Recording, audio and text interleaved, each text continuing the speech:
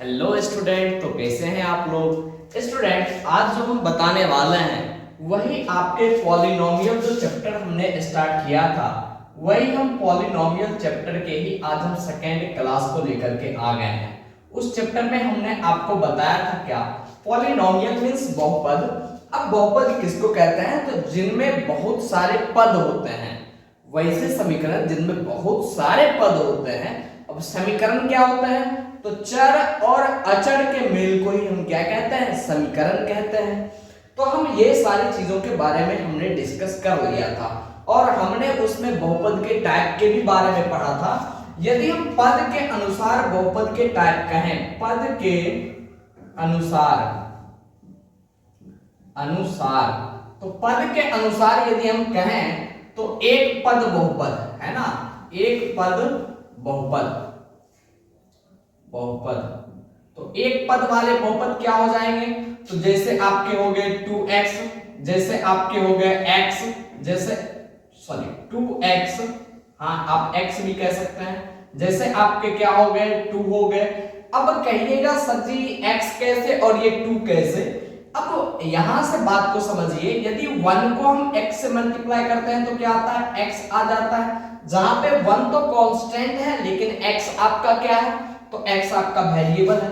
फिर कहिएगा सर जी 2 कैसे होगा एक पद वाले बहुपद, तो 2 इसलिए होगा क्योंकि यदि हम 2 को मल्टीप्लाई करें x टू द पावर 0 के, तो x टू द पावर क्या हो जाएंगे आपके 1 हो जाएंगे, यानी 2 into 1, तो ये आपके क्या हो जाएंगे 2 हो जाएंगे। तो इसलिए हम यहाँ पे लिखे हैं। अब यहां पे हम कहते हैं क्या, दो पद वाले बहुपद, यानी इसको हम कहते हैं मोनोमियल। इसको हम कहते हैं बायनोमियल। दो पद वाले बहुपद।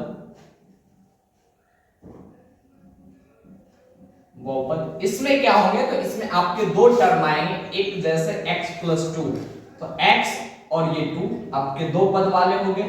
आप लिख सकते हैं 2x प्लस 3, आप लिख सकते हैं x स्क्वायर प्लस 1, तो ये सारे आपके क्या है, दो पद वाले बहुपद है। अब हम कहते हैं ट्राइनोमियल मीन्स तीन पद वाले बहुपद, जिसको हम त्रिपद भी कहते हैं, है ना। तो यहां पे आप यदि समझें तो x स्क्वायर प्लस में x प्लस में 5, ये आपके तीन पद वाले हो जाएंगे। जैसे आप क्या लिख सकते हैं, आप लिख सकते हैं जो कि 1/4x, और प्लस में आप लिख सकते हैं x स्क्वायर, और प्लस में लिख सकते हैं 9, तो ये भी आपके हो गए। जैसे आप लिख सकते हैं x square minus x plus 5, तो ये भी आपके क्या हो गए, ये भी आपके तीन पद वाले बहुपद हो गए। तो ये थे आपके पदों के प्रकार। अब हम चलते हैं, आपका जो एक्सरसाइज 1 है, चैप्टर आपका जहां से शुरू होता है वहां से चलते हैं। तो आप यहाँ पे चीजों को देखेंगे, जैसे आप समीकरण देखते थे, तो हम आज अब क्या पढ़ने वाले हैं, शून्यक के बारे में पढ़ने वाले हैं। किसके बारे में पढ़ने वाले हैं, शून्यक। आखिर कोई भी समीकरण का शून्यक कैसे होता है। जैसे हम लिखें x प्लस 2, तो शून्यक के मतलब क्या है, आखिर हम यहाँ पे x के कौन से मान रखें ताकि इस समीकरण का वैल्यू जो है वो क्या आ जाए, तो 0 के बराबर आ जाए। तो ये चीजें हमें मालूम करना है। तो आप इसको जानते हैं x बराबर में क्या हो सकता है, यदि ये इधर समीकरण में प्लस 2 है तो बराबर के उस साइड जाते के साथ ही ये किसमें हो जाएगा, माइनस में हो जाएगा। मींस x का वैल्यू यदि हम -2 रखें समीकरण में, यानी px बराबर में आपका था x प्लस 2, यानी पॉलिनोमियल x वाले, तो ये x प्लस 2। अब यहाँ पे x के जगह पे यदि हम पुट कर दें क्या, -2, तो ये आपका क्या हो जाएगा, -2 और +2। अब आप यहाँ से देख पा रहे हैं क्या, ये -2 और ये 2 दोनों आपस में कैंसिल हो जाएंगे, बचेंगे क्या, 0। तो यही आपके क्या है, शून्यक है। यही आपके क्या है, शून्यक है। तो आपके ये हो गए। यदि हम यहां से कहें जो कि इसका एक फॉर्मूला आखिर क्या होना चाहिए, तो फॉर्मूला के बारे में यदि हम बात करें, जैसे हम क्या लिखते हैं, तो एक पद वाले बहुपद को हम इस फॉर्म में लिखते हैं, क्या लिखते हैं, ax प्लस b बराबर में यदि 0 हमको मालूम करना हो तो x बराबर में क्या हो जाएगा, x बराबर में हो जाएगा b/a। x बराबर में क्या हो जाएगा, b/a, और यदि प्लस है तो यहाँ पे हम माइनस कर देंगे। x बराबर में हो जाएगा, कारण अब यहां से देखिए ax बराबर में आपका क्या हो जाएगा, ये ax बराबर में आपका हो जाएगा -b, तो x बराबर में क्या हो जाएगा -b/a। तो ये चीजें आपके हो जाएंगे। बात आ गया समझ में। अब हम यहां से आगे चलते हैं। तो ये तो हो गए रैखिक जो बहुपद हैं, एक पद वाले जो बहुपद हैं उनके ये आपके हो गए क्या, तो इस प्रकार से रैखिक बहुपद के आप निकालेंगे शून्यक।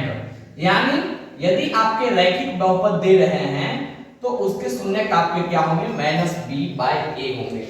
अब द्विघात बहुपद भी आते हैं। द्विघात बहुपद हम कैसे लिखते हैं, लिखते हैं ax² प्लस में लिखते हैं bx और प्लस में लिखते हैं c बराबर में क्या होता है 0। मींस ये द्विघात समीकरण का स्ट्रक्चर होता है और इसके यदि हमको शून्यक लाने हो तो हमें फिर क्या करना होगा शून्यक लाने के लिए। तो अब आप यहाँ पे देखेंगे क्या, जो कि इसके जो शून्यक निकलेंगे, घात कितने हैं 2 हैं, तो इसके शून्यक भी कितने निकलेंगे, शून्यकों की संख्या कितनी होगी 2 होगी। जैसे आपका ये एक प्रकार का ग्राफ भी है, उसमें 2.1 एक्सरसाइज में ये आपका एक ग्राफ ऐसा बड़ा करके दे रखा है। ये आपका हो गया x, ये आपका हो गया x डैश, ये आपका y है और ये आपका y डैश है और ये आपका ओरिजिन है। तो यहां से यदि हम राइट साइड की ओर बढ़ते हैं, दाहिने साइड की ओर बढ़ते हैं, तो ये आपका होता है पॉजिटिव इंटीजर, और यदि हम ओरिजिन के लेफ्ट साइड यानी बाएं साइड यदि हम बढ़ते हैं तो वो आपका क्या होता है नेगेटिव इंटीजर होता है। तो इस प्रकार से अब जैसे अब यहां से आपका एक ग्राफ लाइन गुजरा है, जैसे मान के चलिए आपका ग्राफ लाइन ये ऐसे जा रहा है और ऐसे जा रहा है, तो इसका क्या मतलब है, जो कि इसका मतलब है ये जो आपका ये जो ग्राफ लाइन है वो x एक्सिस को कितने बार क्रॉस कर रहा है। तो चाहे x डैश हो या x हो, ये तो x एक्सिस ही है। तो यहाँ पे एक आपका जो है वो निकल रहा है यहाँ से और आपका एक यहाँ से निकल रहा है, यानी 2 निकल रहे हैं। तो यहाँ पे जो होंगे px के शून्यक के वैल्यू कितने होंगे, तो 2 शून्यक के वैल्यू होंगे। मींस शून्यकों की संख्या क्या होगी, यहाँ पे ये पूछता है शून्यकों की संख्या क्या होगी। तो इस ग्राफ में शून्यकों की संख्या आपके कितने हो जाएंगे, शून्यकों की संख्या बराबर हो जाएंगे 2। क्यों होंगे शून्यकों की संख्या 2, क्योंकि इस ग्राफ लाइन जो है, ये जो ग्राफ लाइन है वो x एक्सिस को कितने बार क्रॉस कर रही है, तो 2 बार क्रॉस कर रही है, इसलिए इसमें आपको शून्यकों की संख्या कितने होंगे 2। तो वही हम यदि हम द्विघात बहुपद की बात करें तो द्विघात बहुपद में मैक्सिमम पावर कितने होते हैं, तो 2 होते हैं। तो उस बहुपद के आपके जो शून्यकों की संख्या होंगी वो भी कितने होंगे, तो वो भी आपके 2 होंगे। तो पहले आप निकालते थे, क्या निकालते थे, जैसे यदि हम लिखे 2x² प्लस में हम लिखे क्या 7 और प्लस में हम लिखे क्या, प्लस में हम यहां पे कर लेते हैं क्या 8x और प्लस में हम यहां पे कर लेते हैं 6, है ना। इसके हमको निकालने हैं क्या, शून्यक निकालने हैं। तो आप क्लास 9th में पढ़ चुके हैं, क्या पढ़ चुके हैं, तो गुणनखंड विधि से शून्यकों की संख्या निकालने के लिए आप पढ़ चुके हैं। तो वैसे यदि आप निकालते हैं तो आप क्या करते हैं, इसको और इसको पहले आप मल्टीप्लाई कर लेते हैं, इसको और इसको मल्टीप्लाई कर लेते हैं, तो 6 2 क्या हो जाएगा 12। अब 12 को हम किस प्रकार ब्रेक करेंगे, और ब्रेक करेंगे यानी अभाज्य गुणनखंड निकालेंगे और फिर उसको किस प्रकार से प्लस या माइनस करने के बाद हमको क्या लाना है 8x लाना है। हम यहां से चलते हैं 2 6 12, 2 से हम चलेंगे तो कितने बार में, 3 बार में आपके क्या हो जाएंगे 6 हो जाएंगे, 3 बार में आपके क्या हो जाएंगे 6 हो जाएंगे, और फिर ये आपके क्या हो जाएंगे 3 1 3 हो जाएंगे। अब यहां से देखिए तो आप कैसे लिख सकते हैं 3 2 6 और 6 में यदि आप ये 2 ऐड करते हैं तो 8 हो जाता है। मींस इसको तो आप ऐसे ही लिखेंगे 2x² प्लस। अब इसको आपको 2 पार्टों में ब्रेक कर देना है। कैसे ब्रेक करना है, तो इसी के गुणनखंड के फॉर्म में ब्रेक करना है। जैसे ये 3 2 6 यानी हम यहाँ पे यदि 6x लिख लें और प्लस में ये 2 जो आपका है उसको यदि हम 2x लिख लें तो ये आपका दोनों मिलकर के कितना हो जाता है 8x हो जाता है। और यदि आप इसको गुना करते हैं ना तो 12 और यहाँ पे x स्क्वायर, तो ये आपका 12x स्क्वायर आता है। कैसे देखिए 6 को 2 से मल्टीप्लाई करते हैं 12 और x को x से मल्टीप्लाई करने के बाद x स्क्वायर, तो ये क्या आ गया आपका 12x स्क्वायर आ गया।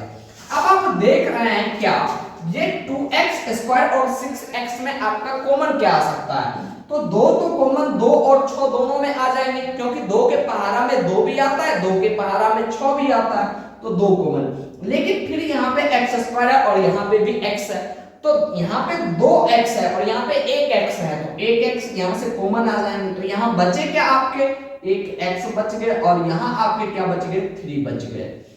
आप इसको मल्टीप्लाई करें तो देखिए सेम वही चीज आता है, 2x को x से मल्टीप्लाई करें 2x स्क्वायर, 2x को यदि आप 3 से मल्टीप्लाई करें तो क्या आता है 6x आता है। प्लस में फिर आप यहाँ क्या करेंगे तो x इसमें है लेकिन इसमें नहीं है, लेकिन 2 तो दोनों से कॉमन आ रहा है, 2 के टेबल में 2 भी आ रहा है, 2 के टेबल में 6 भी आ रहा है, तो 2 यहाँ से कॉमन लिए तो ये भी आपका क्या हो गया x+3 हो गया। अब यहाँ से आप देखेंगे तो एक बाहर वाला को आप ले लीजिए इसको और इसको, तो आप लिखेंगे 2x+2 और इधर आप क्या लिखेंगे और ये बराबर होना चाहिए, मींस इसके हम शून्य को ढूंढ रहे हैं तो इसलिए बराबर 0 लिखते हैं, और ये आपका एक अंदर वाला आ गया x+3 बराबर ये भी 0 और ये भी 0। मींस क्या करना है आपको, यदि आप 2x+2 के वैल्यू यदि 0 आ जाए और फिर आपके x+3 के भी वैल्यू क्या आ जाए 0 आ जाए, तो यदि हम इस दोनों को मल्टीप्लाई करेंगे 0 × 0 तो ये 0 तो हो ही जाएंगे ना, तो इसीलिए हम दोनों के वैल्यू क्या ले लेते हैं 0 ले लेते हैं। अब हम यहां से यदि चलें तो यहां से चलने के बाद क्या हो जाएगा, तो जैसे 2x बराबर में आपके -2 हो जाएंगे तो x बराबर में क्या हो जाएंगे -2/2, यानी कि आपके निकल आएंगे -1। तो x के वैल्यू यदि आप समीकरण में इक्वेशन में क्या रख दें -1 रख दें तो भी इसके वैल्यू क्या आ जाएंगे 0 आ जाएंगे। अब हम इसका बात कर लेते हैं, x+3 बराबर में क्या हो गया 0, तो x बराबर में क्या हो जाएगा -3। इसका कहने का मतलब है यदि आप इस इक्वेशन में -3 भी रख दें x के जगह पे तो भी उसके वैल्यू क्या आएंगे 0 ही आएंगे। तो ये आपका शून्य था, तो ये आपका शून्य था। अब आप यहां से देखें चीजों को ध्यान से देखिएगा, यहां से देखने के बाद क्या आता है। अब इसके दो चीज आपके पूछे जाते हैं, मतलब शून्यकों की संख्या, यदि किसी के भी पावर 2 है मैक्सिमम तो उसके शून्यकों की संख्या क्या होंगे तो 2 होंगे। और आपसे क्या पूछे जाते हैं, आपसे पूछे जाते हैं शून्यकों का योग। आखिर वो जो दो शून्यक हैं उनके योग क्या होंगे, शून्यकों के योग। और दूसरे आपसे क्या चीज पूछे जाते हैं, आपसे पूछे जाते हैं शून्यकों के गुणनफल। क्या पूछे जाते हैं, शून्यकों के गुणनफल, शून्यकों के गुणनफल पूछे जाते हैं। तो आखिर ये हम चीजें कैसे पता करेंगे, शून्यकों के योग और शून्यकों के गुणनफल। तो अभी आप जैसे ये लिखे हैं तो इसको आप सॉल्व कीजिए। आप यदि सॉल्व कीजिएगा तो आपको क्या मिलेगा, यदि आप शून्यकों के योग निकालिएगा तो एक शून्य आपके ये निकले दूसरे ये निकले, तो इस दोनों को आप जोड़ दीजिए तो -3 और प्लस में यदि आप -1 करेंगे तो क्या आएगा -4 आएगा। आप इक्वेशन में देखिए क्या आपको -4 कहीं से निकलता नजर आ रहा है, बिल्कुल नजर आ रहा है। यदि आप यहाँ 8 को, तो 8 के जगह पे क्या x के कोएफिशिएंट क्या होता है b, मींस 8 को यदि आप क्या मान लें -b मान लें और फिर a 2 इसको, मींस 8 को यदि आप 2 से डिवाइड करेंगे तो 4 तो आ ही जाएंगे ना, लेकिन आपको क्या -4 लाना है, तो इसलिए b के जगह पे हम माइनस कर दिए और a के जगह पे हम a रहने के लिए दे, यानी -b/a करने के बाद जैसे हम इतने कैलकुलेशन करने के बाद ये फाइंड आउट कर पाए इसके शून्यकों का योग क्या होगा। लेकिन यदि हमें पहले ये पता होता -b/a तो भी इसके योग इतने ही आते। कैसे, तो -b, तो b के प्लेस पे आपका क्या है 8, यानी b जो होता है वो आपका x का कोएफिशिएंट होता है, x का गुणक होता है, तो x के गुणक b, और यहाँ पे b के वैल्यू क्या है 8, और आपको इसे माइनस में रखना है तो -8 ले लिए। और ए जो होते हैं वो एक्स स्क्वायर के कोएफिशिएंट होते हैं, तो एक्स स्क्वायर के कोएफिशिएंट आपके क्या हैं 2 हैं। तो यहां से आप देखें 2 से डिवाइड करेंगे -8 को, तो क्या हो जाएगा -4। अब यहां से इतना मल्टीप्लाई, इतना ये सारा काम करने के बाद ये आपका -4 आया, जबकि आप सिर्फ यहां इक्वेशन में क्या कर देते -b/a यदि आप लिख देते तो ये भी आपका क्या निकल जाता, तो यही निकल जाता शून्यकों के योग।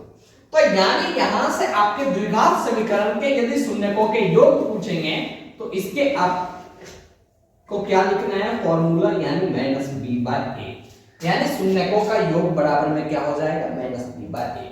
अब हम लिखते हैं शून्यकों का गुणनफल क्या होगा, शून्यकों का गुणनफल क्या होगा। तो यदि हम यहां से शून्यकों का गुणा करें -3 और इंटू -1, एक शून्य काट के ये दूसरे ये, इस दोनों का यदि हम गुणा करें तो ये माइनस माइनस क्या हो जाएगा प्लस, और 3 1 जा क्या हो जाएगा 3। इक्वेशन से आप यदि देखें तो 6 को यदि हम 2 से डिवाइड करें तो 3 आ जाता है। 6 को हम क्या कहते हैं, तो ये आपके होते हैं C, यानी ये जो स्ट्रक्चर है इसी स्ट्रक्चर के आधार पे ये समीकरण है आपका। तो 6 जो हो गया वो आपका C हो गया, और 2 जो हो गया वो आपका A हो गया। मींस शून्यकों के गुणनफल आपके बराबर होंगे किसके, C/A। तो इस प्रकार से हम ये बिना सॉल्व किए हुए यदि शून्यकों के योग पूछे द्विघात समीकरण में, तो हम लिख सकते हैं शून्यकों के योग बराबर होते हैं किसके, -b/a के। और यदि शून्यकों का गुणनफल पूछे तो हम लिख सकते हैं शून्यकों के गुणनफल बराबर हो जाएंगे क्या, C/a हो जाएंगे। कोई दिक्कत, बात आ गया होगा यहां तक समझ में। तो अब जो है इसके बाद अब हम नेक्स्ट वीडियो में बात करेंगे इस चैप्टर के आधार पर जो भी आपके क्वेश्चंस हैं उन क्वेश्चंस को हम डील करवाने की बिल्कुल कोशिश करेंगे। तो आप लोग बिल्कुल सीक्वेंस के साथ वीडियो को देखते रहें और हर रोज देखें। आज के लिए इतना ही, थैंक यू, बाय बाय।